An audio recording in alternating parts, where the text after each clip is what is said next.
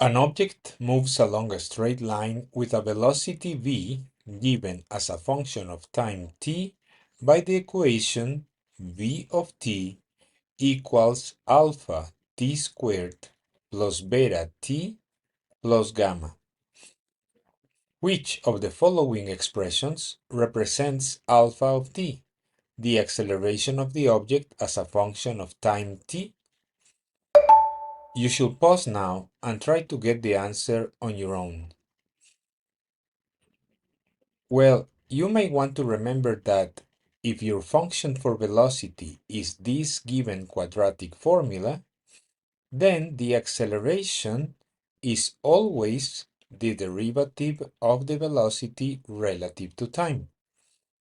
Therefore, what we need is to derive this quadratic formula, and what we get is 2 alpha t plus beta.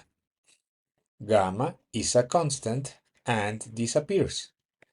Therefore, your solution is option C. Thank you for watching. See you next time.